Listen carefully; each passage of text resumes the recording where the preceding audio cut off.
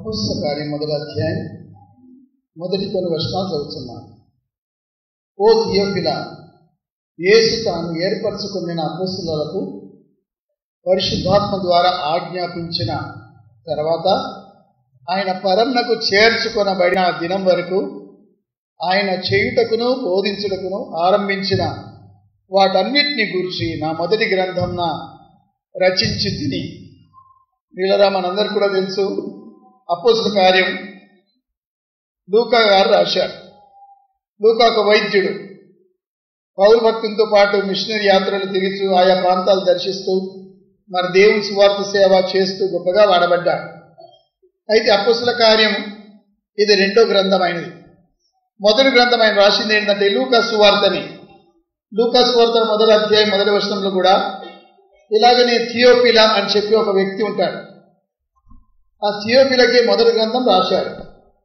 నేను చదువుతున్నాను లూకా సువార్త మొదటి అధ్యాయం మొదటి వచనం. ఘనత వహించిన థియోఫిలా, ఆరంభం నుండి కన్నులార చూచి వాక్య సేవకులైన వారు మనకు అప్పగించిన ప్రకారం మన మధ్య నెరవేరిన కార్యములను గురించి వివరంగా రాయుటకు అనేకులు పూనుకొనుచున్నారు గనక నీకు ఉపదేశింపబడిన సంగతులు నిశ్చయంగా జరిగినవి నీవు తెలుసుకొనుటకు వాటన్నిటినీ మొదటి నుండి పరిష్కారంగా తెలుసుకొని ఉన్న నేను నీ పెరట వాటిని గురించి వరుసగా రచించుటకు యుక్తమని ఎంచితిని. అంటే ఇక్కడ కూడా థియోఫిలా ఉన్నాడు. థియోఫిలా ఎవరు? థియోఫిలా రోమా సైన్యంలో ఒక ఘనత వహించిన వ్యక్తి. అంటే ఒక ఫెలిక్స్ ఎట్లుంటాడో ఆ ఫెలిక్స్ గవర్నర్ ఎలా ఉన్నాడో ఆ గవర్నర్ అంత పెద్ద హోదా కలిగిన ఈ మనిషి. చూడండి, అక్కడక్కడ అన్ని జనులకు సువార్త వెళ్ళిపోయింది. అపోస్తలుల మనం 8వ అధ్యాయంలో చదివితే ఒక వ్యక్తి ఫైనాన్స్ మినిస్టర్ రథంలో వెళ్ళిపోతూ ఉండగా ఐథియోపియా దేశం నుండి నపుసకుడైన ఆ ఫైనాన్స్ మినిస్టర్ మరి ఆరాధనకు వచ్చి వెళ్ళిపోయేటప్పుడు ఫిలిప్ను దేవుడు పంపించాడు. అడుగుండా ఆయన పరిగెత్తి రథంను కలుసుకొని యెషయా గ్రంథం 53వ అధ్యాయం చదువుతుండగా దాన్ని వివరించి రథంలో కూర్చుండి బాప్తిస్మం అంటే ఏంటి, యేసు ప్రభు అంటే ఏంటి, ఎందుకు వచ్చాడు, ఎలా తిరిగి లేచాడు, ఇవన్నీ చెప్తా ఉంటే ఆయన ఇదిగో నీళ్లు, నాకు బాప్తిస్మం ఇచ్చడానికి ఆటంకం ఏంది అన్నాడు. ఈయనేమన్నాడు అప్పుడు, నీ సంపూర్ణ హృదయంతో నువ్వు నమ్మిన ఎడలా నీకు ఆటంకం ఏం లేదన్నాడు. ఇద్దరు రథంలో నుండి దిగారు, నీళ్లలోనికి వెళ్ళారు, ఫిలిప్ ఆయనకు బాప్తిస్మం ఇచ్చాడు, ఇద్దరు ఒడ్డుకు వచ్చారు. ఒడ్డున ఈయన రథంలో కూర్చుని వెళ్ళిపోతా ఉంటే దేవుడు ఆయన ఆత్మ ద్వారా మళ్ళీ తిరిగి గాజా అని పట్టణానికి తెచ్చి వదిలేశాడు. అంటే అక్కడ అన్యజనులకు మొదటి సువార్త అందినట్టు మనం చూస్తున్నాం. తర్వాత ఇదే అపోస్తల కార్యం పుస్తకంలో 10వ అధ్యాయం మనం గత వారం ధ్యానించినప్పుడు కొర్నేలికి దేవుడు అన్యజనులు అయినప్పటికీ దేవుడు పేతురును పంపించి సువార్త అందజేసినట్టు మనం చూస్తున్నాం.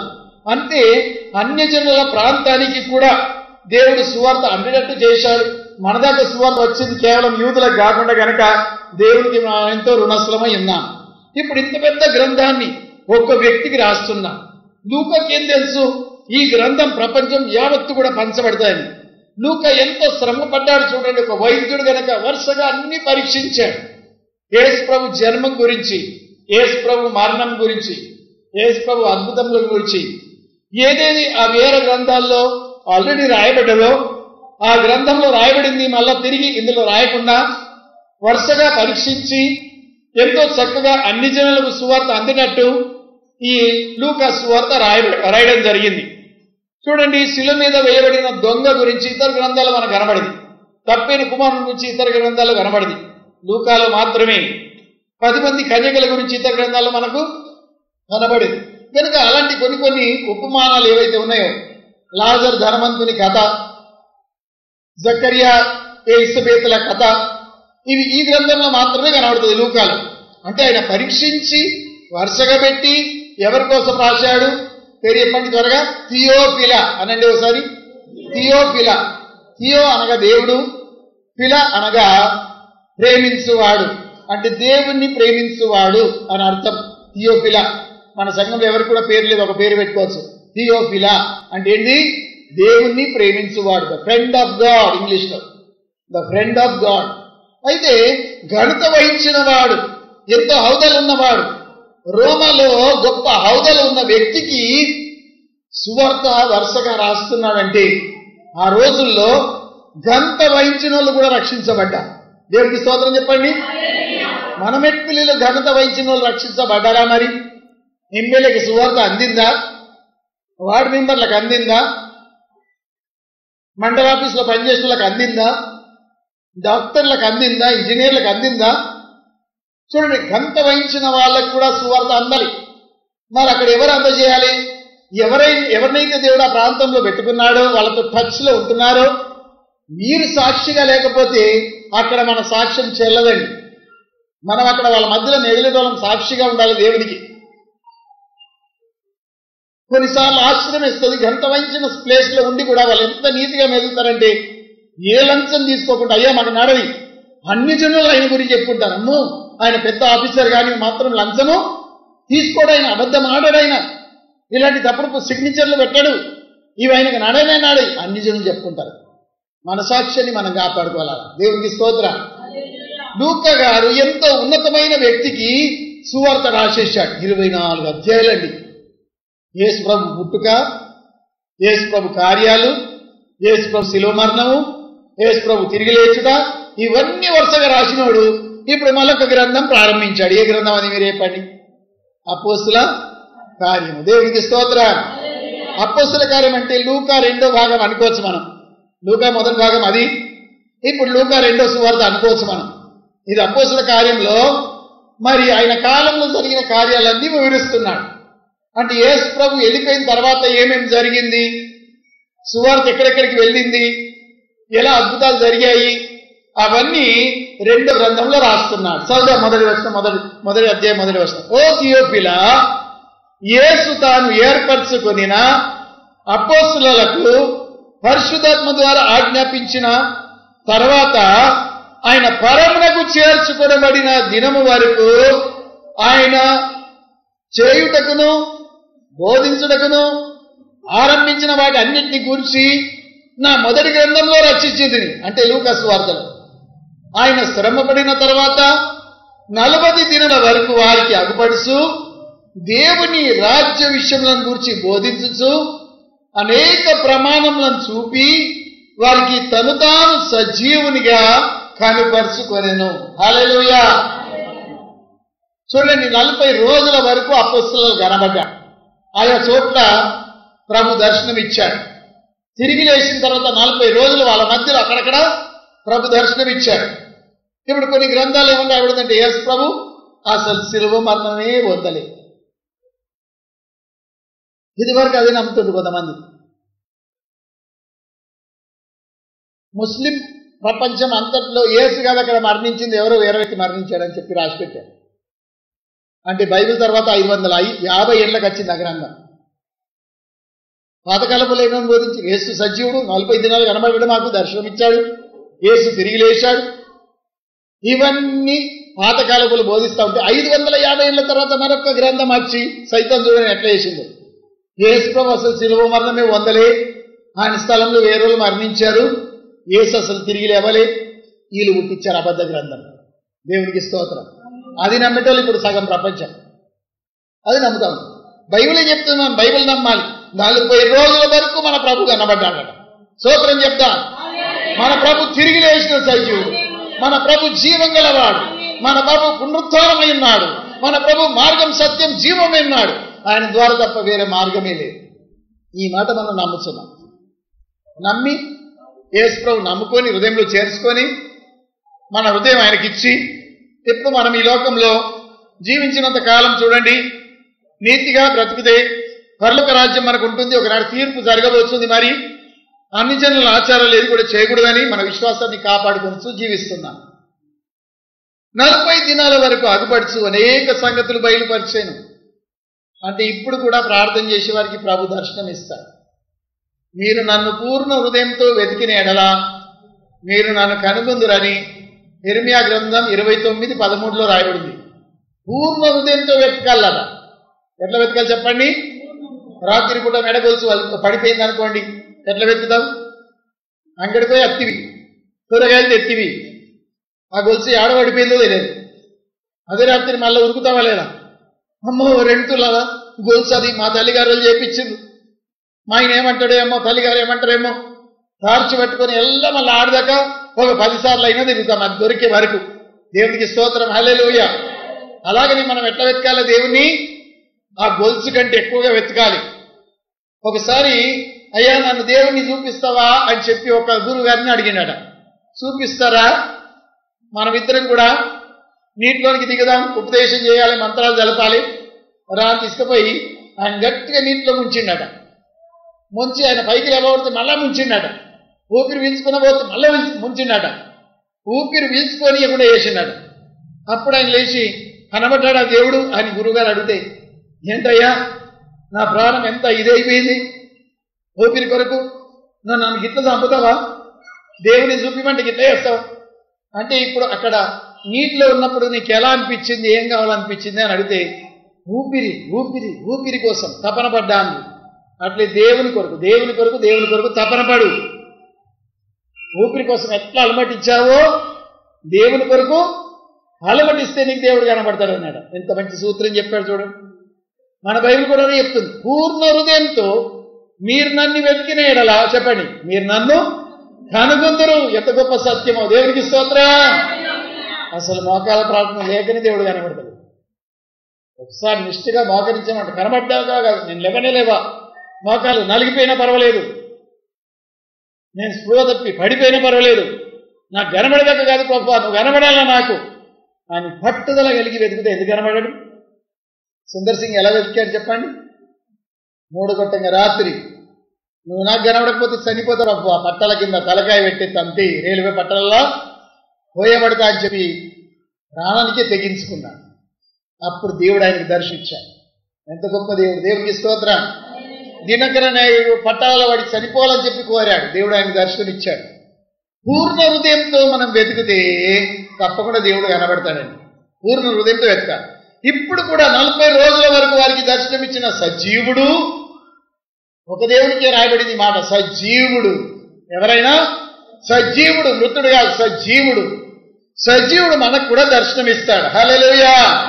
4వ వచనం చూద్దాం. ఆయన వారిని కలుసుకొని ఇలాగ ఆజ్ఞాపించాను. చూడండి, యేసుప్రభు వారికి కనబడి వారిని కలుసుకొని చెప్పండి ఏమని ఆజ్ఞాపించాడు? మీరు యెరూషలేము నుండి వెళ్ళక నా వలన విని నా తండ్రి యొక్క వాగ్దానం కొరకు కనిపెట్టుడి. కనిపెట్టుడి. యోహాను నీళ్లతో బాప్తిస్మ ఇచ్చాను కానీ కొద్ది దినములలో మీరు పరిశుద్ధాత్మలో బాప్తిస్మ పొందెదరని అనెను. చూడండి, ఇప్పుడు ప్రభు వారికి దర్శనం ఇచ్చాడు. వాళ్ళ మొదటి తలంపు ఏముంటుంది?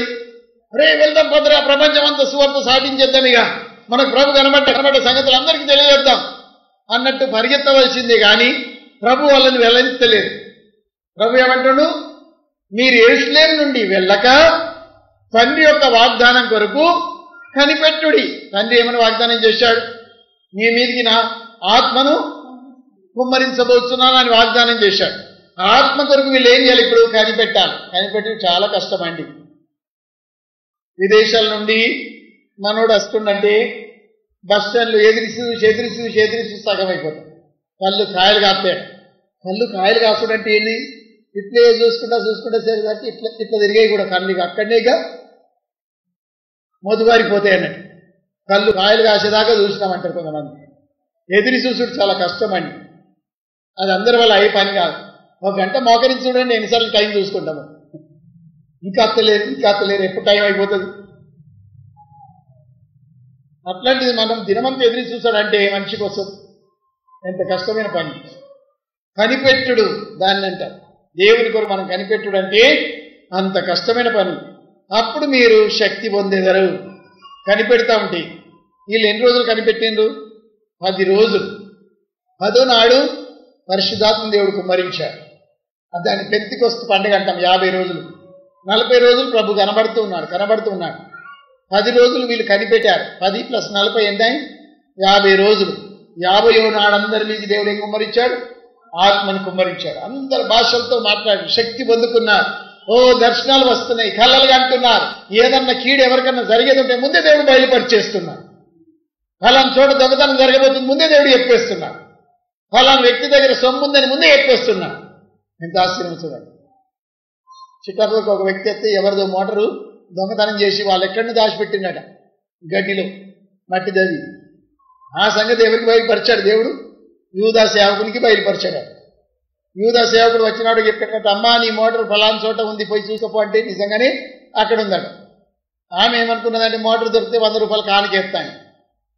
ఇక మరో ఆదివారం మోటార్ దొరికిన తర్వాత వచ్చిందట, బొడి సంచి అంతా లెంకి 10 రూపాయల నోటో 20 రూపాయలు ఎత్తుందట. ఏంటమ్మా నీ మనసులో 100 తలంచుకోలేవా? ఎందుకు ఇంత తక్కువ ఎత్తున్నావు, నువ్వు దేవుణ్ణి మోసం చేస్తున్నావు అన్నాడు. వాక్యం దేవుడికి తెలిసిపోయిందా అన్నదట. మళ్ళా 100 వేసిందట. దేవుడికి హల్లెలూయా. ఎంత మంచి సాక్ష్యాలు అవి. దేవుడు కొన్ని మనకు బయలుపరుస్తాడు దర్శనాల ద్వారా, ప్రవచనాల ద్వారా. వీళ్ళందరూ మీకు ఆత్మ అవసరం. ఆత్మ లేకపోతే పని చేయలేమా? చెయ్యొచ్చు, కానీ అంత బలంగా మనం చేయలేం. చూడండి, ఒక పూరెని దొరకబట్టాలి, పక్షిని దొరకబట్టాలంటే దినమంతా వేటాడి నూకలు జల్లి వల వేసి ఎదురు చూస్తే ఒక పిట్టన్నా పడదోలేదు. అదే దేవుడు ఆత్మ ద్వారా పంపిస్తే ఎన్ని పడ్డాయి? పండాలం చుట్టూ వేల పక్షులు వాలినాయి. గాలి వీచింది, గాలి వీచి వాటన్నిటిని రప్పించి వీళ్ళ చుట్టూ వాళ్ళకి దేవుడు చేశాడు. వీళ్ళ మాంసం తినాలనిపిస్తే 30 రోజుల దాకా తినబెట్టింది. బొండికాయ విసుకుంటా కుప్పలు పెట్టుకున్నారు ఎండాల, అవి ఎండాలని అటు చేపలు ఎండబెట్టుకున్నట్టు. చూసారా? 30 రోజులు తిన్నారండి. దేవుని కార్యాలు అట్లుంటాయి, గాలి వీస్తే అట్లుంటాయి. మనిషి మన ప్రయాసంతో చేయబోతే మన ప్రయాసం అంతా గొంతు బొంగురు వేదాకా అరుస్తాం. బస్టాండ్లో ఒక్క ఆత్మ రక్షించబడ్డాడు. దినమంతా పత్రికలు పంచుతాం, కూటికి చచ్చి ఒక్క ఆత్మ కూడా రక్షించబడ్డాడు. భక్సింగ్ గారు అలాగనే చేస్తా ఉన్నాడట. పొద్దున్న వెళ్ళిపోయేవాడట, సాయంత్రం దాకా పంచేవాడట.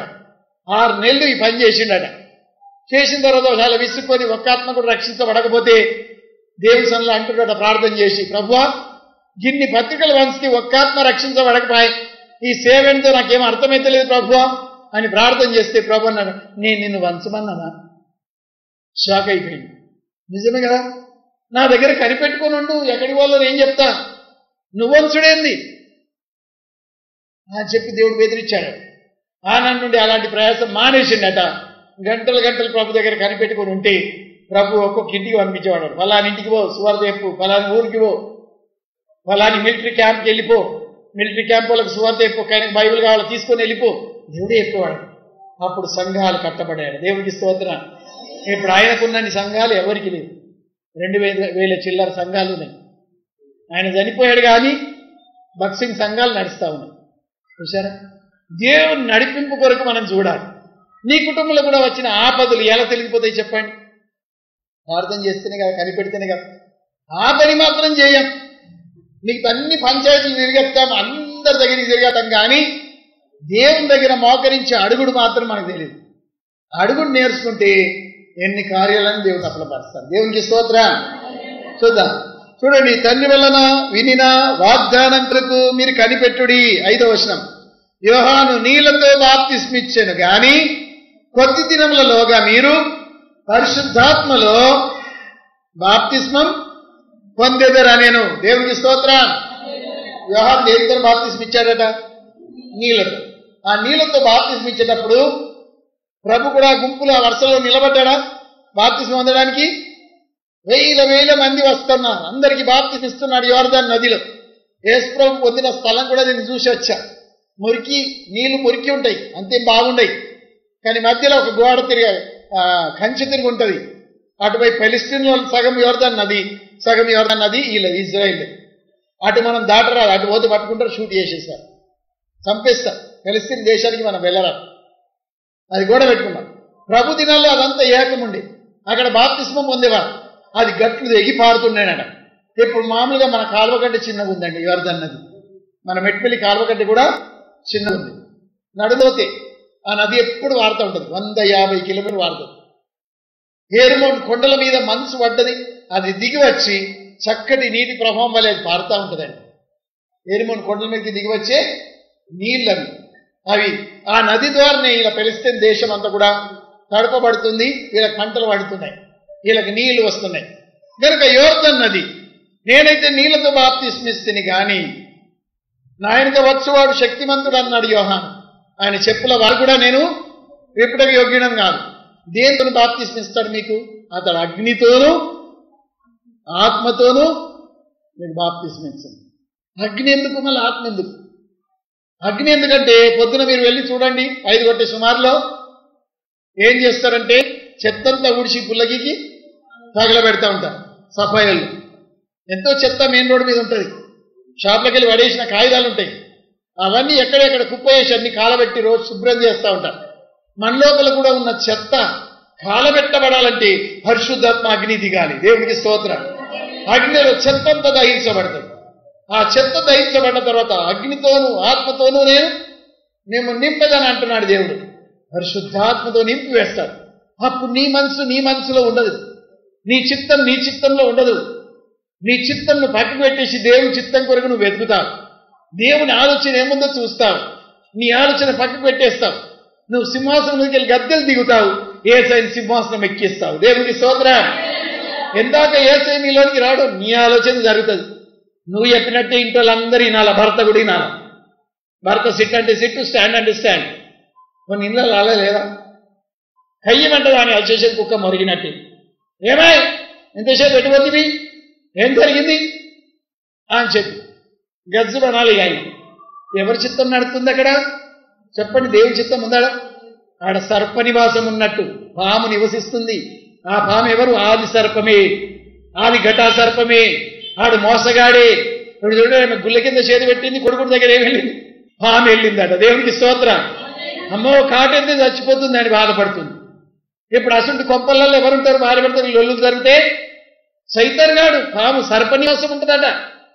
మనకెవరి నివాసం ఉండాలి మీరు చెప్పండి? దేవుని నివాసం. హల్లెలూయా. భార్య గాని, భర్త గాని, పెద్దోడు గాని, చిన్నోడు గాని, పిల్లలు గాని, మనమన్లు గాని, అత్త గాని, కోడలు, ఎవరి మాట వినాలా? యేసయ్య మాట వినాలి. దేవునికి స్తోత్రం. యేసయ్యకి ఏనాడు మనం ప్రాముఖ్యత ఇస్తామో మన ఇల్లు దీవించబడుతుంది. హల్లెలూయా. మన కుటుంబం వర్ధిల్లుతుంది. హల్లెలూయా. భయభక్తి ఇంట్లో ఉంటుంది. ఇంట్లో భయభక్తి ఉండాలి. నీ చిత్తం ఏది జరగదు. సుమానం చెప్తున్నా మీ అందరికీ, స్త్రీలకు భర్త మీద ఎప్పుడు కయ్య అనద్దు. భర్త నీకు తల దేవుడు నియమించాడు. ఆ తలని ఎదిరిస్తున్నావు అంటే యేసయ్యని ఎదిరించినట్టు. పరిశుద్ధాత్మ నీలోనికి రావాలి, నిన్ను వశం చేసుకోవాలి. నువ్వేది మాట్లాడినా ఆత్మతో మాట్లాడాడు. నీ కుటుంబంలో శాంతి ఉండాలి. ఎన్ని కుటుంబాలు ఆయాసాలు జరుగుతూ ఉంటాయి. ఇవాళ ఉదయకాలమే ఒక ఫోన్ వచ్చింది. ఫస్ట్ అయ్యాక ఇట్లా ఏర్పడి చూడు, నేను చెప్తే వింటలేదు, తల్లిగారింటికి పోతా అని చెప్పి ఎగురుతుంది. ఏం చేయాలి? పోయినానికి ఇబ్బంది. ఆయన కొన్ని మాటలు నచ్చ చెప్పిన, అయినా వింటలేదు, చదువుకుంటుంది, మొత్తం వెళ్ళిపోతాయని. అప్పుడు మళ్ళీ వాళ్ళ మమ్మీకి ఫోన్ చేయన్నా. వాళ్ళ మమ్మీకి ఫోన్ చేసింది. మమ్మీ చెప్పిన మాట చాలా నచ్చింది నాకు. ఏమో చెప్పు బిడ్డా, ఇది కాదు నీ ఇల్లు, అదే నీ ఇల్లు, నువ్వు అక్కడ ఉండవలసింది, నీ అయినా చెప్పిన తిను అని చెప్పి సైలెన్స్ అయిపోయింది అక్కడ. అదే మాట తల్లులు చెప్పాలని తమ బిడ్డలకు. దేవునికి స్తోత్రం చెప్తామా? హల్లెలూయా. ఎంత మనశ్శాంతి లేని పరిస్థితి. నేను అన్నా అనుకున్నా, అమ్మయ్య లేని వారం ఆదివారం పోతాను వెళ్తున్నవాటి నీ సొంత చిత్తమే. నువ్వు ఆరాధనకు పోవాల్సింది, నీ పిల్లలు, నీవు, నీ భర్త. ఎందుకు ఇట్లా? ఇది సైతాన్ తలంపే నీకు అని గద్దించింది.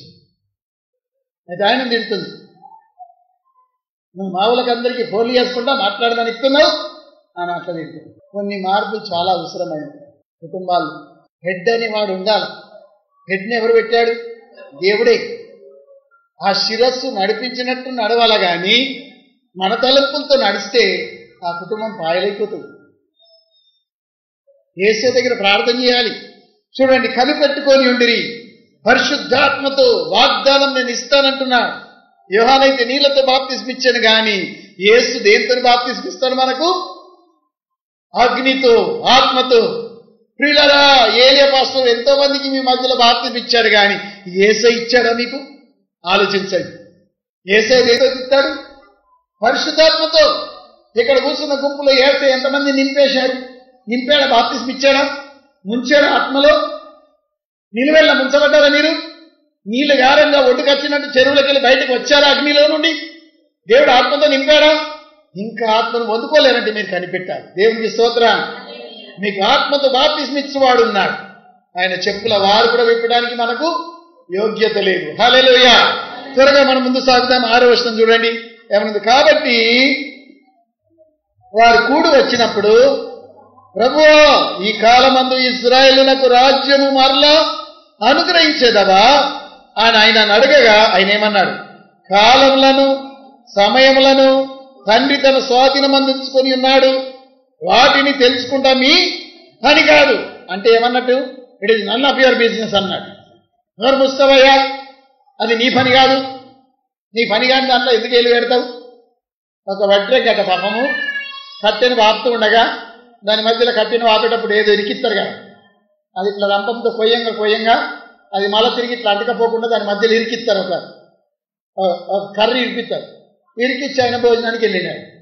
ఈ కోత ఏం చేసిందంటే గుంపులు వచ్చిన తర్వాత ఈ మధ్యలో ఇరికిచ్చిన పుల్లను వీకుతా ఉందట. దాని తోకని మా సందులో ఉంది. పుల్లను వీకిందలో మన తోక అందులో ఇరికిపోయింది. మనకు అవసరం లేని పని మనం చేస్తాడ దాటిపోయి కుక్క చెవులను దొరకబట్టినట్టేనా? అది ఊకుంటుందా? దాటిపోతుంది కుక్క దాని చెవులు పట్టుకుంటే. పర్వాలేదు, సోలుకొని ఎంత మంచి మాట అయిపోయింది. మనకు అవసరం లేని పనులలో మనం తలదూరిస్తే ఏమైపోతుంది? కుక్క చెవులు పట్టుకున్నట్టే, అది తప్పకుండా కాటేస్తుంది. అవసరం లేని పనులు కొన్ని ఉంటాయి, మనం వాటి జోలికి పోకూడదు. చూడండి, కాబట్టి మీరు వారు కూడి వచ్చినప్పుడు ఏమని అడుగుతుంది వీళ్ళు? ప్రభువా, ఈ కాలమందు ఇశ్రాయేలుకు రాజ్యం మరలా అనుగ్రహించదవా అని ఆయన అడగగా ప్రభు ఏమంటాడు? కాలములను గురించి సమయములను గురించి తండ్రి తన స్వాధీనమందించుకున్నాడు, వాటి తెలుసుకుంటా మీ పని కాదు. అయినను మీ పరిశుద్ధాత్మ మీ మీదకి వచ్చినప్పుడు మీరు శక్తి పొందేదారు గనక మీరు యెరూషలేములోను యూదయ సమరయ దేశమందంతటా భూదిగంతంలో వరకును నాకు సాక్షులై ఉందరని వారితో చెప్పాను. హల్లెలూయా. ఎప్పుడు ఇస్తావు రాజ్యం అంటే, ఆ రాజ్యంలో కుడివైపు కూర్చుంటానా, ఎడమ వైపా? ఇంకా ఇతర సేవకులను ఎక్కడ కూర్చుండబెడతావు? ఎవరిని ఎక్కడ మంత్రి చేస్తావు? మంత్రి పదవి ఎవరికి ఇస్తావు? గవర్నర్ పదవి ఎవరికి ఇస్తావు? ఈ లెక్కలో వాళ్ళు అడుగుతుండండి. వాళ్ళకి అధికార దాహం బాగుంది. శిష్యులకు తల్లి కూడా ఒకసారి వచ్చేయమని, ప్రభువా, నీ రాజ్యంలో నా కొడుకును కుడి వైపున ఒక్కొని ఎడమ వైపున ఒక్కొని కూర్చుని పెట్టుకుంటావా అని అడిగింది. ప్రభు ఏమన్నాడు? అమ్మ, అది నా చేతిలో లేదు. నేను పొందే శ్రమలు మీరు పొందుతారా? నేను పొందే కష్టాలు మీరు పొందుతారా? వంతలేమో కానీ తండ్రి రాజ్యంలో కుడి వైపున ఎడవైపున కూర్చుని పెట్టుకుని నా పని కాదన్నారు. ఇప్పుడు ఇక్కడ కూడా ఎప్పుడు వస్తావు ప్రభువా? ఎంత టైం ప్రభువా? 10 ఏళ్ళ 20 ఏళ్ళ? ఎప్పుడు వస్తావు అంటే ప్రభు ఏమన్నాడు? కాలంలను గూర్చియు సమయంలను గూర్చియు తెలుసుకుంటా మీ పని కాదు. కాలం గురించి మీరు తెలుసుకోరు. ఒక ఆయన ప్రకటన చేసిండట, సెప్టెంబర్ 7వ తేదీకి యేసు ప్రభు రాబోతున్నాడు, అందరు సిద్ధపడండి అని పత్రికలు కొట్టించి పంచిండట. అక్కడ ఉన్న దైవజనుడు ఏమన్నాడంటే, ఆ పత్రికలు నమ్మద్దు మీరు, యేసు ప్రభుకే తెలియదు ఆయన రాకాడు ఎప్పుడు. ఈయనకెట్లా తెలిసిపోయిన యేసు ప్రభు కంటే గొప్పవాడు. ఆ దినం రాడు, మీరు అనుకునని గడియలో ఆయన వచ్చును అని రాయబడింది. మనం ఎప్పుడైతే యేసు ప్రభు ఇలా వస్తాడని అనుకోమో ఆనాడు వస్తాడు. అనుకున్నాం అనుకోండి, సెప్టెంబర్ 7వ తారీఖు ప్రభు వస్తాడని, ఆనాడు రాడు. దేవునికి స్తోత్రం. హల్లెలూయా, హల్లెలూయా అని చెప్పేసిండు. కరెక్టే కదా, వాక్యానుసారంగా మాట ఉంది. చూడండి, కొంతమంది వట్టి పుట్టిస్తారు. 2000 సంవత్సరాలు పూర్తిగా వస్తున్నాయి, ఫలనాడిగా ప్రభు రాబోతున్నాడని ఉన్నాయన్ని తోటలు అమ్మేసుకున్నారట. కొబ్బరికాయ నాటు చెట్లన్నీ వీకేసిండట. కొబ్బరి చెట్లు ప్రభు వస్తుండే, ఇవెందుకు ఇక దీని ఖాతా తినేదాకా మనం ఉంటాం ఆ బతికి అని చెట్లన్నీ వీకేసుకున్నారట. ప్రభు కోసం ఎదురు చూశారట. ప్రభు రాలి. కాలం గురించి సమయం గురించి తెలుసుకుంటా నీ పని కాదు. ప్రజలకు చెప్పండి, కాలం గురించి సమయం గురించి తెలుసుకుంటా నీ పని కాదు. అది ఎవరి పని మరి? తండ్రి పని కదండి. తండ్రి తన స్వాధీనంలో ఉంచుకున్నాడు. యేసయ్యకు కూడా అధికారం ఇవ్వలేదు. తండ్రి తన స్వాధీనంలో ఉంచుకున్నాడు. యేసు ప్రభు కూడా తెలియదు ఏదైనా లోకంలో ఉందా అంటే ఏంటి చెప్పండి? యేసు ప్రభు తెలియదు ఏంటి? ఆయన రాకడ ప్రభు కూడా తెలియదు ఎప్పుడు. స్తోత్రం చెప్తాం. హల్లెలూయా, హల్లెలూయా. అంత గొప్ప సంగతి. కానీ మనం ఏం చేయాలి? 8వ వచనం మనం ఏం చేయాలో చూడండి. అయినను పరిశుద్ధాత్మ మీ మీదికి వచ్చినప్పుడు మీరు శక్తి పొందేదరు గనుక మీరు యెరూషలేములోను యూదయ సమరయ దేశమంతటా భూదిగంధంలో వరకును నాకు సాక్షులయ్యుందురు, నాకు సాక్షులయ్యుందురు అని వారితో చెప్పారు. చూడండి, పరిశుద్ధాత్మ మీరు పొందుకోవడానికి మీరు కనిపెట్టినట్లయితే పరిశుద్ధాత్మ మీ మీదకి వచ్చినప్పుడు మీరేం పొందుకుంటారు? శక్తిని పొందుకుంటారు. ఆ శక్తిని పొందుకున్నప్పుడు ఏం జరుగుతుంది? మెట్పల్లిలోను, కరీంనగర్లోను, నిజామాబాద్లోను, ఆంధ్ర రాష్ట్రం, తెలంగాణ రాష్ట్రంలోను, దేశమంతటా, ఇండియా అంతేకాకుండా భూదిగంతంలో వరకు సాక్షులై ఉంటారు. పరిశుద్ధాత్మ వచ్చినప్పుడు ముందర సాక్ష్యం మేట్పల్లి, తర్వాత పక్క గ్రామాలు, తర్వాత పక్క రాష్ట్రాలు, తర్వాత పక్క దేశాలు, తర్వాత భూదిగంతంలో వరకు సాక్షులై ఉంటారంటుంది. యెరూషలేము వీళ్ళున్న ఊరు, యూదయ వీళ్ళున్న స్టేట్, సమరియా వీళ్ళ పక్క స్టేట్, పక్క డిస్ట్రిక్ట్ అనుకుందాం. తర్వాత భూదిగంతంలో వరకు ప్రభు అన్నాడు. భూదిగంతంలో వరకు అంతే. అండమాన్ నికోబారా, అంటార్టికానా? కాదండి, భూదిగంతంలో వరకు ఎక్కడి దాకా మనుషులు ఉన్నారు. ఆ చివరి వరకు మీరేమవుతారు? నాకు సాక్షులు అవుతారు. యేసు బిడ్డలని లోకం గుర్తెరుగుతారు. సాక్షిగా ఎప్పుడు మారుతాం చెప్పండి? సాక్షి, సాక్షి అంటే అర్థం ఏంటి? కళ్ళతో చూసింది. అక్షి అంటే కళ్ళు, సాక్షి అంటే కళ్ళతో సహా, సాక్షి అంటే కళ్ళతో సహా చూసింది అన్నట్టు. ఇప్పుడు చూడండి, సాక్షులై ఉంటారంటే యేసు ప్రభు సాక్షాలుగా మనం ఉంటామట. అనగా దాని అర్థం ఏంటి? మనల్ని చూస్తే వాళ్ళు బైబిల్ చదివినట్టు ఉండాలి. చప్పట్లు కొడదామా? ఆమేన్, హల్లెలూయా. మనల్ని ప్రజలు చూస్తే ఏం వాళ్ళకి కనబడాలా? బైబిల్ చదివినట్టు ఉండాలి. యేసు ప్రభు ఇలా ఉంటాడా? అలా ఉందా మరి పరిస్థితి చెప్పండి. కొంతమంది చూస్తే అన్యుల కంటే ఈనంగా తిట్టుకుంటారు. వాళ్ళని చూస్తే దయ్యాలను చూసినట్టే ఉంది కానీ బైబిల్ చూసినట్లేదు. మనం ఉన్న ప్రాంతాల్లో మనం దేవదూతలుగా ఉండాలి. ఎప్పుడు తంత గుద్దుతా అన్న మీదకి వెళ్ళి దిగారండి కొంతమంది. తంత గుద్దుతా, ఇవే మాటలు, ఈ వ్యర్థమైన మాటలు ఏంటి? అవి సైతాన్ మాటలు, దేవుని మాటలు చెప్పండి. సైతాన్ మాటల్లో మనం ఉండదు. అలా పరలోకంకి ఎత్తబడతారు లేదో నాకు డౌట్. ఈ సంఘంలో ఉండి మీరు పరలోకానికి ఎత్తబడలేరంటే నేను తలదించుకోవాలి. అక్కడ పరలోకానికి ఎత్తబడాలంటే నీ నోట బూతులు రాని, ఎవరితో కొట్లాట పెట్టుకో. ఒక చెంప మీద కొడితే మరో చెంప చూపు. నేను కాదు, ప్రభు చెప్పేది. నేను చెప్తే నాకు నిలదీసి మీరు అడగచ్చు, ఇట్లెందుకు చెప్తున్నాయా. ఒక చెంప కొడితే మరో చెంప చూపుకున్నాడు వేసుకో, అంతే మీరు వచ్చిన పని. దేవునికి స్తోత్రం. నువ్వెందుకంటే నువ్వు అసలు మార్మన్స్ పొందినట్టేనా? రక్షణ పొందినట్టేనా? వ్యర్థంగా ఎందుకు వస్తున్నావు? లోకంలో కలిసిపోవచ్చు కదా. అవును, అది అటన్ నుండి ఇటన్ నుండి మధ్యలో గబీలం లాగా చెట్టు మీద ఉలాడేందుకు? పక్షులన్నా కలిసిపోలేకుండా జీవరాశుల్లో కలిసిపో కదండి. ఇంకా మనకు లోకాచారాలు ఉన్నాయనుకోండి, ఇంకా తమ్మకు మానలేవు, ఇంకా సరాయి మానలేవు, ఇంకా కళ్ళు మానలేవు, బీర్లు తాగుతున్న సాటుకు, పాస్టర్కు తెలియకుండా సిగరెట్లు పడుతున్నావు అనుకో, అది ఎవరికి అవమానం? అది నీకే, నీ కుటుంబానికి అవమానం. ఎందుకు వస్తున్నావు గుడికి? గుడికి రాకుండా మానుకున్నది నేను. రాకు గుడికి, లోకంలో బొత్తిగా కలిసిపో, ఫుల్ ఎంజాయ్ చేయి. నేను నన్నేటోళ్ళు ఎవరు లేరు. దేవునికి స్తోత్రం, హల్లెలూయా. గుడికి వస్తేవా కాపరి చెప్పినట్టు వినాలి. నేను ఎప్పుడైతే రోడ్డు మీదకి వస్తున్నానో మా కారు తీసుకొని ఒక మంద పోతాను. ఆ మందలో 200 గొర్రెలు ఉన్నాయండి. ఆ మందకు 3 కాపర్లు ఉన్నారు. లాస్ట్ పొగలు, నడిమొక్కలు, ముంగడ ఒకరు, 3 చేతుల కర్రలు ఉన్నాయి.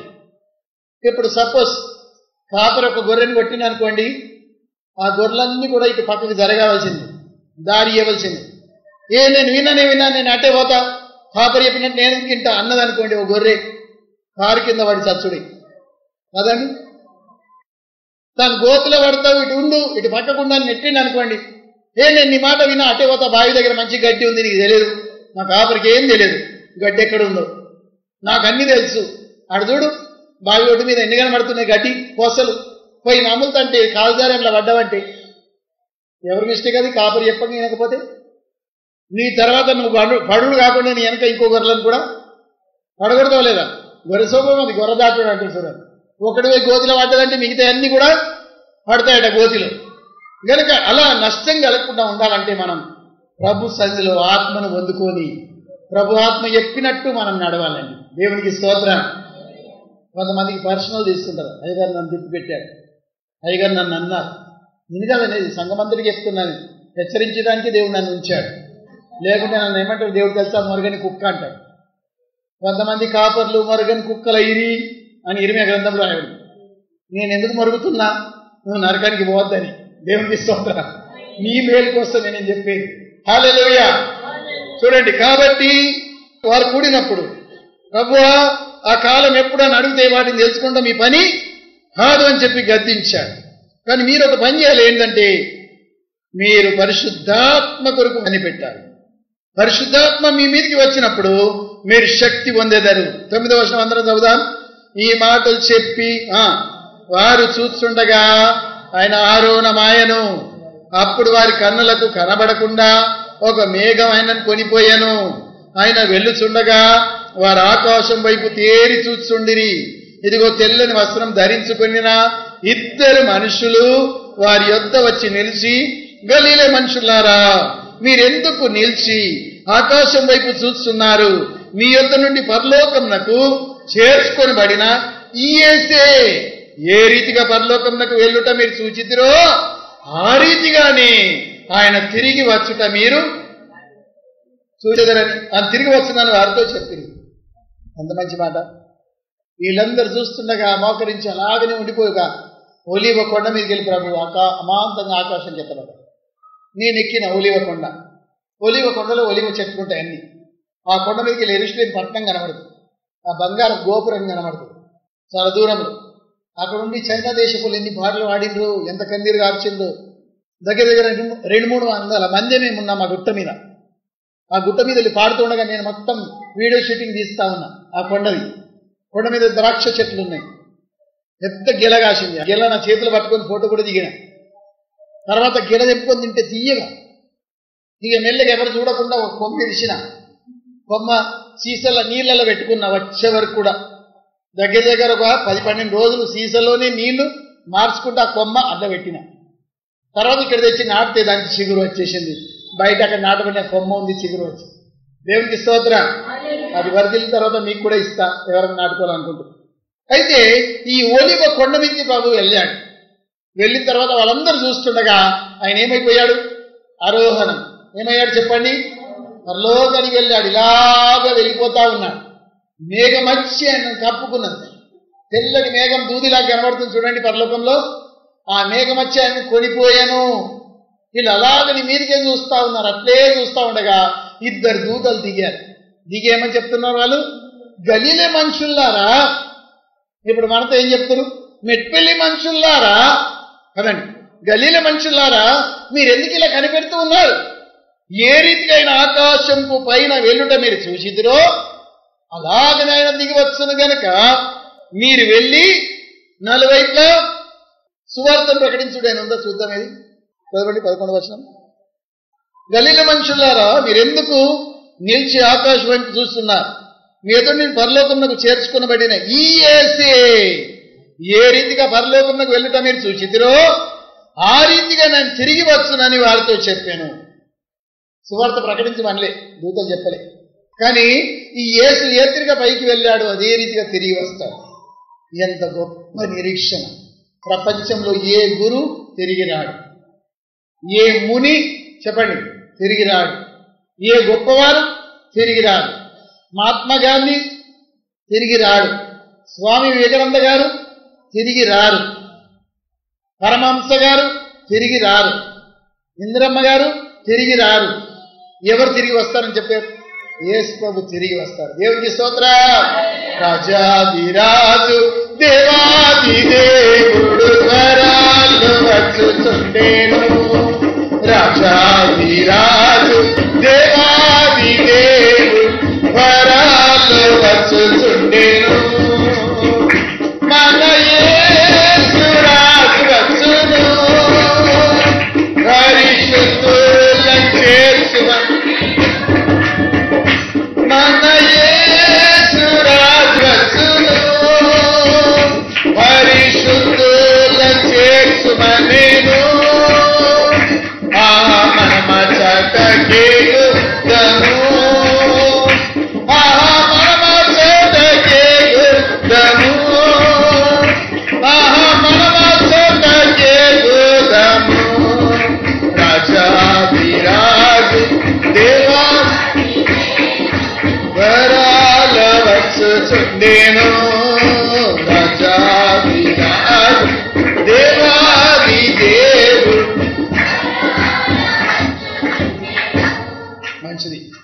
12వ వచనం నుండి చదువుకుందాం. చూడండి, బైబిల్ అందరూ తెరిచి ఉంచుకోండి.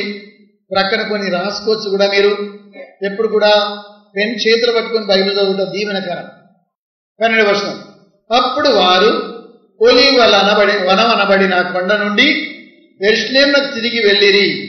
ఆ కొండ యెరూషలేమునకు విశ్రాంతి దినము నడవదగినంత సమీపంగా ఉన్నది. వారు పట్టణంలో ప్రవేశించి తాము బస చేయుచుండిన మేడగదిలోనికి ఎక్కిపోయిరి. వారెవరనగా పేతురు, యోహాను, యాకోబు, అంద్రియా, ఫిలిప్పు, తోమా, బర్తులమై, మత్తయి, అల్ఫై కుమారుడైన యాకోబు, జెలోతే అనబడిన షీమోను, చదవండి, యాకోబు కుమారుడగు యూద అనువారు.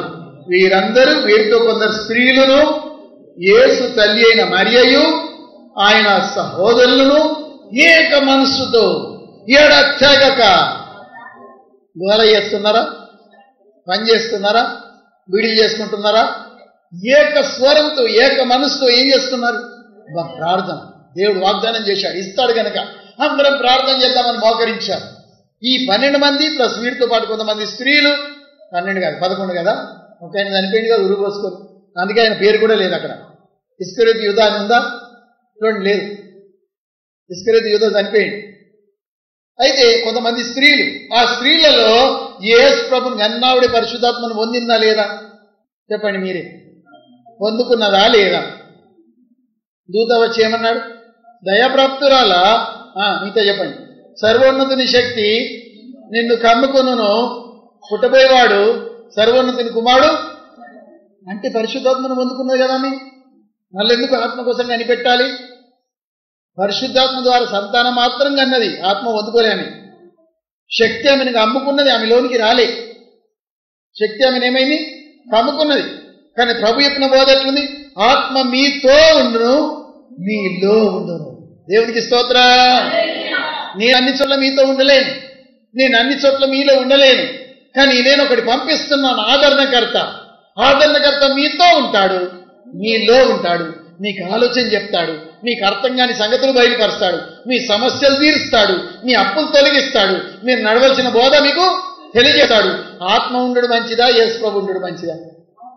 చూడండి, ఆత్మ ఇప్పుడు యేసు ప్రభు ఉంటే నిజామాబాద్లో ఉన్నాడు అనుకోండి, మెట్టిల్లు లేకపోయి, అమెరికాలో అంతకంటే లేకపోయి, బొంబాయిలోకి ఆయనతో అందకపోయి. యేసు ప్రభు ఉన్నాడు అనుకోండి, అన్ని చోట్ల శరీరంలో రాలేడు, ఏదో ఆదివారం ఒక్క ఆరాధనలో ఉండగలుగుతాడు ఆయన.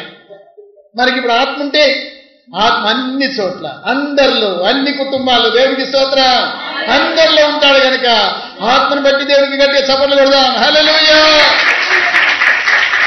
పరిశుద్ధాత్మ మనకు అవసరం. పరిశుద్ధాత్మ శక్తి మన మీద, ఆత్మ మన మీదకి వచ్చినప్పుడు శక్తి పొందుకుంటాం. ఒకలాంటి శక్తి మనకు వచ్చేస్తుంది. అప్పుడు ఎక్కడ లేని ధైర్యం వస్తుంది. ఎవరికైనా సువార్త చెప్తాం.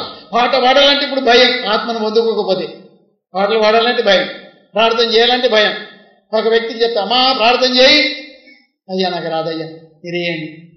బాబు ప్రార్థన చేయి, ఇక కొద్దిసేపు కనిపెడితే కళ్ళు మూసుకొని ఇక ఏ ఆగపోయా తాకోసారి పాస్టర్ కళ్ళు తెరిచి చూడబట్టి ఎందుకు ఇంకా ఎత్తలేదు, చేయి ప్రార్థన. అప్పుడు మెల్లగా ఆయన అన్నమాట ఏమని, అయ్యా నాకు ప్రార్థన రాదు. నీ 10 ఏళ్ళు ఆయన గుడికి రాబట్టి నీకు ప్రార్థన రాదా? పాస్టర్ గారు బరువు పోతుంది. ప్రార్థన గడగడ చేయాలి. పరిశుద్ధాత్మ మీ మీదకి వచ్చినప్పుడు ఏం జరుగుతుంది? మీరు గట్టిగా ప్రార్థన చేయగలుగుతారు. ఆశాకొత్త రూపం బటన్ నొక్కితే చాలు, ఎట్లా ప్రార్థన చేస్తుంది? స్తోత్రం స్తోత్రం స్తోత్రం అని మొదలు పెడుతుంది. అలా మీరు ఎవరు మొదలు పెట్టారు? అంత గట్టిగా వెళ్ళండి. కొంతమంది ప్రార్థన ఏం చెప్తున్నా మనకు అర్థం కాదు. ఎప్పుడు ఆమె నన్నలో మనకే అర్థం కాదు. చూసి చూసి చూసి పాస్టర్గా అయిపోయిందా, సరే ఒక పాట అవుతుందని. ఆమెను ఎప్పుడన్నదో ఆమె గుర్తే కాకపోయి, ఆ వ్యక్తి ఆమెను ఎప్పుడు చెప్పాడో గుర్తే కాదు. కొన్ని ప్రార్థనలు అంటున్నాడు. అందుకే ఈ 100 గంటల ప్రార్థన మనం ఎందుకు పెట్టుకున్నాం? ప్రార్థన రాని వాళ్ళకి ప్రార్థన రావాలి. దేవునికి స్తోత్రం. వీళ్ళు చాలా మంది నమ్మకంగా వచ్చారు. 5 గంటలకు యోహానాలు, 6 గంటలకు మేము మనకి ఆ ప్రకారం నడిపించడం ఉంటుంది. ఇప్పుడు 60 గంటల ప్రార్థన పూర్తయింది. ఇంకెన్ని గంటలు ఉన్నాయి? ఇంకా 40 గంటలు ఉన్నాయి. ఇంకా 40 గంటలు అంటే రేపటి నుండి మళ్ళీ 4 రోజులు. వీళ్ళు ఏడదెక్కక ఏక మనసుతో ప్రార్థన చేయిస్తుండేది. మనకు ఎప్పుడు వస్తుంది అట్లా? చూడండి 14. వీరందరూ, వీరితో కొందరు స్త్రీలను, యేసు తల్లి అయిన మరియయు ఆయన సహోదరి అయిన ఆయన సహోదరులను ఏక మనసుతో ఎడతెక్కక ప్రార్థన చేయించండి. ఎడతెక్కక అంటే మనది అప్పుడప్పుడు తెగిపోతుంది కదండి, గొలుసు తెగిపోతుంది. ఉరుతమ్మ తిమ్మాపురి ఏంటంటే సున్న అయిపోయింది అన్నాడు. ఆ గంటకు ఎవరు కనబడతారు? ఫ్యాన్ తిరుగుతుంది, మనుషులేమో లేరు. చూశారు, అట్లయిపోతుంది. అలా కాకుండా ఎవరి టైంకి వాళ్ళు, ఒకవేళ వాళ్ళు వెళ్ళిపోతున్నట్టు బాధ్యత ఎవరిది? అమ్మా నేను పోతున్నాను ఆ స్థలంలో నువ్వు అని ఒకరికి చెప్పిపోతే అది బాధ్యత. అమాంతంగా అభిషేకం కోసం దావీదు అడవిలో గొర్రెలను వదిలి వస్తే ఏం జరుగుతుందో చెప్పండి. తోడెళ్ళి మింగే గొర్రెలు ఒకరిని అప్పచెప్పాడు ఆయన. తర్వాత వచ్చాడు, కొడుక మరి అన్నదమ్ములు యుద్ధంలో ఉన్నారా సర్దిగా ఉండవాలంటే ఏం చేశాడు ఆయన? గొర్రెలను ఒకరికి అప్పచెప్పి తర్వాత వచ్చి సర్ది తీసుకెళ్ళింది. మనం కూడా ఒకరిని అప్పచెప్పాలి కదా. మిలిటరీ వాళ్ళు తమ స్థానం నుండి దిగిపోతున్నట్టు ఒక వ్యక్తి ఆడు ఉండాలి బార్డర్ మీద, ఆయన స్థానంలో ఉండకుంటే ఏం జరుగుతుందో చెప్పండి. దేశాలలో బాంబులు పడతాయి, మనందరి మీదకి ప్రమాదం వస్తుంది. అట్లే మనం కూడా సైతాన్తో యుద్ధం చేస్తున్న 100 గంటల పోరాటం అంటే సైతాన్ చిన్నోడు కాదు. మనలో ఉన్నవాడు లోకంలో ఉన్నవాడికంటే గొప్పవాడు, కానీ వాడు గొప్ప కాదన్నట్టు కాదు, వాడు కూడా గొప్పే. వానికంటే మనలో ఉన్నవాడు గొప్పవాడు అంటే వానికి శక్తి లేదన్నట్టు కాదు సైతాన్, కానీ శక్తి ఉంది. కానీ మన పోరాటంలో మనము ఏమాత్రం కూడా జడేయకుండా ఏక మనస్సుతో ఎడతెగక ప్రార్థన చేస్తూ ఉండాలి. దేవునికి స్తోత్రం. అందరిని ఆయనకు పలకండి. ఏక మనస్సుతో ఎడతెగక ప్రార్థన చేయిచుండిరి. మరోసారి ఏక మనస్సుతో ఎడతెగక ప్రార్థన చేయిచుండిరి. ఇప్పుడు సపోజ్ ఎలిజబెత్ అమ్మ కూర్చున్నారు అనుకోండి, ఇద్దరికి ఏముండాల? ముందు ఏక మనసు, ఇద్దరు కలిసి ఏమని ప్రార్థన చేయాలి? ప్రభా జనవరి కుట్టాలు మంచిగా జరిగించు అని ఎలిషమ్మ అన్నది అనుకోండి, అవును ప్రభా ఎలిజబెత్ అమ్మ అన్నారు. ఆయన మనసులోకి వచ్చింది, ఎప్పుడు గవే సోదే. మనసులో వచ్చింది, బయటకు వాళ్ళకలే. మనసులో వచ్చిందంటే ఏక మనసు ఉంటుందా? ఏక మనసు బ్రేక్ అయినా. మీరు భార్య భర్తలు ఎప్పుడైతే ప్రార్థన చేస్తుంటారో ఏక మనసుతో వేయాలి. ఏదైతే భర్త అడుగుతుండో భార్య దానికి ఏకమించాలి, ఏదైతే భార్య అడుగుతుందో భర్త కూడా దాంతో ఏకమించాలి. ప్రభు మా భర్తకు స్కూటర్ దయచేయి అని అడిగింది అనుకోండి, భర్త కూడా దాంతో ఏకమించాలి. ఏక మనసు ఎప్పుడైతే ఉంటుందో, ఒక ప్లాట్ కోసం, ఒక బోర్ కోసం, ఒక భూమి కొనాలంటే ఏక మనసు ఎప్పుడైతే ఉంటుందో, ఇద్దరు ఏకమైనప్పుడు 10,000 మందిని తరిమేదరాని. ఎన్ని దయ్యాలు తరమబడతాయి? 10,000 దయ్యాలను తరిమేస్తాము ఏక మనసు ఉంటే. దేవునికి స్తోత్రం. ఒంటిగాడై ఉండుట కంటే జతగాలై ఉండుట మంచిది అని రాసింది ప్రసంగి 4వ అధ్యాయం. ఎందుకట ఇద్దరే ఉండుట మంచిది? ఒకరు పడిపోతే మరొకరు లేవనెత్తుదురు. ఇద్దరు పడుకుంటే వెట్ట పుట్టును, 3 పెట్ల తాడు త్వరగా తెగిపోదు. మళ్ళీ 3 అంటుండు, ఇద్దరు అన్నాడు, మళ్ళీ 3 ఎందుకు అంటుండు? ఇద్దరంటే భార్య భర్త, 3 గిట ఎవరు వాళ్ళ మధ్యలో? దేవుడు. 3 పెట్ల తాడు ఉంటే బలంగా ఆ తాడు తెగిపోదు. భార్య భర్తల అనుబంధం ఎంతో గట్టిగా ఉంటుంది. దేవుడికి స్తోత్రం. హల్లెలూయా. పొద్దున్న లేచుతో భార్య భర్త ప్రార్థన చేసుకోవాలి. ప్రార్థన లేకపోతే దేవుడికి మన పిల్లల్ని మనం అర్పించుకోవాలి. నేను లేచుడితోనే ముందు చిన్నదాన్ని ప్రార్థన చేపిస్తుంది అలా mummy. Thank you Lord for this day, in Jesus name I pray amen అని చేపిస్తే అది 2 చేతులు జోడిస్తే దిక్కులు చూస్తూ ఉండదు. నేను దానికి తెలియదు కదా, కళ్ళు మూసుకోవాలని తెలియదు, కానీ చేపియాలి. తర్వాత మేమిద్దరం చేస్తాను. మేమిద్దరం చేసిన తర్వాత ఇక పనులు ప్రారంభించుకుంటాం. భార్య భర్త కుటుంబం అన్నప్పుడు ప్రార్థనతోనే మొదలు పెట్టాలి. ప్రార్థన లేకపోతే నీకు ఏక మనసు లేనిలేదు. మీ సతిమణితో, మీ సతిమణికి మీ ఆయనతో నీకు ఏక మనసు లేనట్టు. ఏక మనసు ఉండాలి ఇద్దరికి. ఏక మనసు ద్వారా సైతాన్ కట్లన్నీ వెగిపోతాయి. ఏక మనసుతో ఎడతెక్కగా వారు ప్రార్థన చేయిస్తుండేది. దేవునికి స్తోత్రం. ఇప్పటి సంగతి దంపతులు మీరు చేసుకుంటారా మరి ఏక మనసుతో ప్రార్థన? భార్య భర్తలు ఎంతమంది చేసుకుంటాను చేతెత్తండి. పొద్దున్న లేచుడితో అయ్యా నేను చేసుకుంటాను, నేనైతే చేసుకుంటాను. మీరెత్తండి. మీ కుటుంబాలు లేవా? భర్త లేకపోయిన కుటుంబాలు అయితే ఉన్నాయి కదా, ఎత్తండి, ఎత్తిపట్టండి చూద్దాం. నేను ఎవరు చేసుకోరు నా కంట పడతారన్నది. సురేష్ ఏమాయ్ నాకు ఇప్పుడే కుటుంబం లేదంటవా? మంచిది. ఏక మనసుతో ప్రార్థన చేసుకోండి, దేవుడు దీవిస్తారు తప్పకుండా. త్వరగా మిగతా వచనాలు కూడా చూసుకుందాం.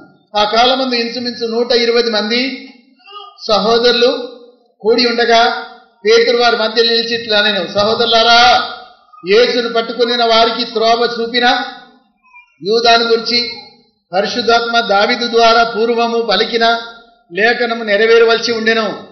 అతడు మనలో ఒక్కడుగా ఎంచబడిన వాడై ఈ పరిచర్యలో పాల్గొందెను. ఈ యూదా ద్రోహం వలన సంపాదించిన రూకల్నిచ్చి ఈ యొక్క పొలము కొనెను.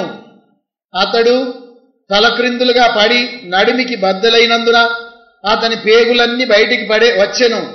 ఈ సంగతి యెరూషలేములో కాపురమున్న వారికి అందరికీ తెలియవచ్చెను గనక వారి భాషలో ఆ పొలము అకెల్దెమా అనబడుచున్నది.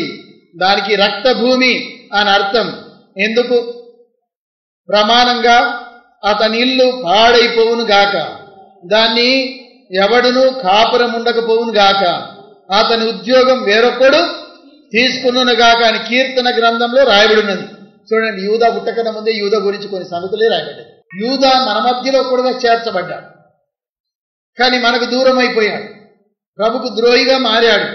మన మధ్యలో ఉన్నాడు, సంఘంలో చేర్చబడ్డట్టే ఉన్నాడు. ఇప్పుడు కొంతమంది మన మధ్యలో ఉన్నారు. మన తిరిగిన తింటున్న తాగుతున్న క్రైస్తులుగా జీవిస్తున్న ప్రేజులు అంటున్నారు. హలో అమ్మ ప్రేజులాడు కూటలు పెట్టుకుంటున్న ప్రార్థన చేస్తున్నారు, అన్నీ చెప్తుండ్రు. కానీ యూదా లాంటి వారు ఎంతమంది మన మధ్య? మరి షాకింగ్ లేదా? ప్రభుకే యూదా అనేవాడు ఒక్కడు ఉన్నాడంటే ఈ గుంపులో లేరంటారా? యూదా లాగా చెడిపోయేవారు ఉన్నారు కొంతమంది. ప్రభుని నమ్ముకున్నారంటారు వాళ్ళు దొంగలు, ప్రభుని నమ్ముకున్నారంటారు కొన్ని చెడు పనులు చేస్తారు, ప్రభుని నమ్ముకున్నామంటాం కొన్ని కథలు జరిగిస్తారు. యూదా అనేవారు ఉన్నారు.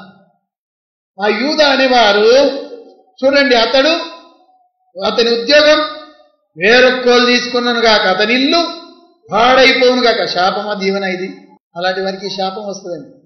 అతని ఇల్లు పాడైపోవును గాక, దానిలో ఎవడు కాపురం ఉండకపోవును గాక, అతని ఉద్యోగం వేరొక్కడు తీసుకున్నాను గాక. అది ముందే రాయబడదాడు ఆ శాపం. మన మధ్యలో యూదా అని వారు ఎవరైనా ఉంటే ఈ శాపం వచ్చేస్తుంది. ఇల్లు పాడైపోతుంది, ఎవరి ఇంట్లో కాపురం ఉండదు, ఇల్లు బద్దలైపోతాయి, గుట్టకోగలు చెట్టుకోగలు, కుటుంబం అంటూ ఉండదు, కుటుంబం బద్దలైపోతుంది, ఇల్లు పాడైపోతాయి, గబిలాలు వస్తాయి. అంతేకాకుండా ఏమనుంది? ఉద్యోగం వేరొక్కలు తీసుకుంటారు, అతని స్థానంలో వేరొక్కలు వచ్చేస్తారు అని కీర్తన చెప్తుంది. కాబట్టి 21వ వచనం, కాబట్టి యోహాను బాప్తిస్మ ఇచ్చింది మొదలుకొని చదవండి, ప్రభువైన యేసు మన యొద్ద నుండి పరలోకమునకు చేర్చుకొనబడిన దినం వరకు ఆయన మన మధ్య సంచరించుచుండిన కాలమంతయు మనతో కలిసి ఉన్న వీరిలో ఒకడు మనతో కూడా ఆయన పునరుత్థానమును గూర్చి సాక్షి ఉండుట అవశ్యమని చెప్పాను. అప్పుడు వారు యూస్తు అను మారు పెరగల బర్సబ అనబడిన యోసేపు, మత్తీయ అని ఇద్దరిని నిలబెట్టి ఇట్లని ప్రార్థన చేసిరి, అందరి హృదయములను ఎరిగి ఉన్న ప్రభువా, తన చోటికి పోవుటకు యూదా తప్పిపోయి పోగొట్టుకున్న ఈ పరిచర్యలో అపొస్తలత్వంలో పాలు పొందుటకు వీరిలో నువ్వు ఏర్పరచుకున్న వాడిని కనుపరచమని ప్రార్థన చేసి చిట్టులేశాడు. యూదా స్థలంలో ఇద్దరిని నిలబెట్టాడు. సంఘం నుండి మంచి పలుకుబడి ఉన్నవారిని, పరిశుద్ధాత్మను పొందిన వారిని ఇద్దరిని పిలిచి నిలబెట్టి, ప్రభువా ఎవరో నువ్వే బయలుపరచుమని వీళ్ళిద్దరు ఆయన చిట్టీలు ఎత్తి మత్తయి పేరు చిట్టి వెళ్ళింది. బర్సబ సప్పుడుదా కూరుకున్నాడండి. నన్ను దేవుడు కాదన్నాడు, దేవుడు ఆయనకి ఇచ్చాడు, నాకు వేరే పరిచయం ఇస్తాడు అని సంతోషంతో ఆయన ఊరుకున్నాడు. మన మధ్యలో ఎవరన్నా నిలబెట్టి వాళ్ళని లీడింగ్ చేయి నువ్వు అంటే ఇక గర్రు మాలేదు. ఫాస్ట్గా మేము కనబడతలేమా అని ఆటోలం మొన్న నచ్చిన వాళ్ళు నిలబెడతారా? ఎవరికన్నా ఒకళ్ళు పెత్తనం ఇచ్చినాం అనుకోండి, అమ్మాకి ఈ పనులు నువ్వు చూసుకో, ఎప్పుడు వాళ్ళ పేర్లే వంటకు వెళ్తాడా, మేము కంటికే కనబడతలేము ఇక అని చదువుతలే. సంగుడు మొదలైతే ఒక పని మనం అపేపుతున్నాం, దైవజనుడు అపేపుతున్నాడంటే పరిశుద్ధాత్మ ఆయనలో ఉండి ఆ పని చెప్తున్నాను అంటే మిగతా వాళ్ళు పని లేక లేరు, వాళ్ళకి దేవుడు వేరే పని ఇస్తాడు. అవును కదా? అందరు బోధకులు అయితే తినేటోళ్ళు ఎక్కడ ఉంటారు చెప్పండి? అందరు వంట చేసేటోళ్ళు అయితే తినేటోళ్ళు ఎక్కడ ఉంటారు? ఎవరి పని దేవుడు వాళ్ళకి పెడతాడు. ప్రభువా నా పని ఏంటి అని ప్రార్థన ద్వారా మనం కనిపెట్టుకోవాలి. కానీ మనం నచ్చిన వాళ్ళను తల మీద పెట్టి నన్ను నీళ్ళ సంది ఉన్నదాన్ని పునాదులు దొరగొట్టే వాళ్ళకి కనబడకుండా నేను ఉండాలి పునాదులు అవి అన్నది అనుకోండి, ఇల్లు కుప్పకూలిపోతుంది. పునాది అసలు మోసేదా మీద ఉన్నది మోస్తుందా? చూడండి, పునాది మోస్తుంది, కంటికి కనబడకపోయినా పునాది మోస్తుంది ఈ బిల్డింగ్ అంతా. నువ్వు పునాదులో దేవుడు నిన్ను పెట్టాడు కనబడకుండా అంటే నువ్వు భారం భరిస్తున్నావు. స్తోత్రం చెప్పుకో, దేవుడికి స్తోత్రం. ఆమెను తీసి మీద పెట్టిన అందరు కనబడ్డట్టు అంటే ఆమె అందరు కనబడుతుంది కానీ భారం మోస్తలేదు. కనబడుతుంది అంతే, అవును కదా? భారం మాత్రం మోస్తలేదు. భారం మోసేటోళ్ళు ఎవరు కనబడరు. దేవునికి స్తోత్రం, హల్లెలూయా. ఏ పని చెప్పిన ఇప్పుడు మత్తయి పేరట చిట్టి వెళ్ళింది. మత్తయిని నిలబెట్టుకున్నారు ఎవరి స్థానంలో? యూదా స్థానంలో. దేవుడే ఆ చిట్టి వెళ్ళేటట్టు చేశాడు. సామెతలు 16:33 చూడండి. దేవుడే చేస్తాడట. అది ఓట్లు వేయబడిన కానీ తీర్మానం యెహోవా వశమట. యెహోవానే నిలబెట్టాడు. ఇప్పుడు ఎమ్మెల్యేను మనం కాదు నిలబెట్టింది. దేవునికి స్తోత్రం, హల్లెలూయా. దేవుని తీర్మానం అది. సీఎంను పెట్టింది దేవుడే, సీఎంను పెట్టింది దేవుడే, గవర్నర్ పెట్టింది దేవుడే. దేవుడే తీర్మానం చేశాడు. ఇప్పుడు దేవుడు నిలబెట్టిన తర్వాత ఆయన తీర్మానాన్ని మనం ఎదిరించచ్చా? ఎదిరించరాదు. కనుక ఆ తీర్మానానికి లోబడాలి. వాళ్ళ ఊరికి కటకం పట్టుకొని లేదు. చిట్టి మత్తయి పేరట వెళ్ళాను కనుక అపోస్తలులు ఆయనకు అప్పచెప్పబడెను. ఆఖరి వచనం చదువుకొని ముగించుకుందాం. ఏమని చూడండి, 26వ వచనం. అంతటా వారు వీరిని గూర్చి చిట్లు వేయగా మత్తయి పేరట చిట్టి వచ్చెను గనక అతడు 11 మంది అపోస్తలులతో కూడా లెక్కించబడెను. దేవునికి స్తోత్రం, హల్లెలూయా. ఈ 11 మంది ఎక్కడెక్కడ సేవ చేసిందో రాయబడింది. కానీ మత్తయి ఎక్కడ సేవ చేసిండు, ఏ అద్భుతం చేశాడు? ఉత్తగా నామకే వస్తే నిలబెట్టుకున్నారు అంతే. 12 మంది ఉండాలని. మత్తయి ఎక్కడన్నా అద్భుతాలు చేసిందా? ఈయనకు లేచిందా? పేతురు లేపిండు, పౌలు లేపిండు, కానీ ఈయన పేరట ఎక్కడ రాసలేదు బైబిల్. మనం దేవునికి పనికొచ్చేటోళ్ళమై ఉండాలి. 10 మందిలో కనబడి ఘనత వహించి పెద్ద పేరు నాకు ఉండాలి, నేను చెప్పినట్టు అందరు వినాలి అని హౌదా కోసం పోతిరా, అక్కడ పరలోకంలో ప్రతిఫలం 0. ఏముండదు. పరలోకం కోసం మనం అన్నాడాలి, అక్కడ మనకు ప్రతిఫలం కావాలి. చూడండి, మా మధ్యలో గొప్పవారై ఉండగోరితిరా, ఏం చేయాలి ప్రభు చెప్పిండు. అతడు అందరికీ పరిచర్య చేయవలేదు. ఎలా పరిచర్య చేయాలట? వాళ్ళందరినీ కూర్చొని పెట్టి కుర్చీల మీద ఒక తట తీసుకో, నడుముకు తువాల చుట్టుకో, నీళ్ళు పోసి కాలు కడగాలి. ప్రభు అదే కదా చూపించింది మనం. దేవునికి స్తోత్రం. మీలో ఎవడైనా గొప్పవాడై ఉండగోరితిరా చెప్పండి. అందరికీ, ఎవరైతే అందరికీ యూస్ఫుల్ గా ఉన్నారు, పరిచర్యలో ఉన్నారు, బట్టి కుర్చీలో ఆక్రమించుకోవడం కాకుండా పరిచర్య చేస్తున్నారు అందరికీ, వాళ్ళే పరలోకంలో గొప్పవారు అవుతారు. దేవునికి స్తోత్రం చెప్తా, హల్లెలూయా. ఏ గొప్పతనం కావాలి కానీ నీ చాయిస్, నువ్వు ఎన్నుకోవాలి. నువ్వందరికీ పరిచయాలు కూడా ఉండాలి, అందరికంటే ఎక్కువ పని చేయాలి ప్రభువా. ఇప్పటి సంది ఆ తీర్మానం చేసుకో. ఎక్కడైనా పీనుగు ఉందంటే అందరికంటే ఎక్కువ కష్టపడాలి. పీనుగు అడుగు ముందు పోయి పీనుగుకు స్నానం చెప్పి ఇంటర్లో నవదార్చు, ఛాయలు కాసిపోయి అందరికంటే ఎక్కువగా లావెట్టడానికి ఎవరు లేరు, నువ్వు ముందు భుజమి, నువ్వు లావట్టు, అందరికంటే ఎక్కువ కష్టపడి పని చేయి, అప్పుడు నీకు ప్రతిఫలం ఎక్కువ ఉంటుంది. ఇక నేను చెప్పినట్టు అందరు వినాలని చేతులు కట్టుకొని నిలబడితివా, పరలోకంలో 0 ఏముండదు. భూలోకంలో కూడా తెలుసుకుంటావు నువ్వు వట్టేవి అని, పరలోకంలో కూడా ప్రభుకి అర్థమైతే ఉత్త బొంగే అని. టేక్కర్ర కాదు, ఉత్త బొంగే, భారమేం మోయదని. కనుక మనం దేవుని కొరకు కష్టపడే వాళ్ళగా ఉందాం. దేవుడి వాక్య భాగాన్ని దీవించదు కాదు. ప్రార్థన చేసుకుందాం. తల వంచండి. ప్రార్థన 10 నిమిషాల్లోనూ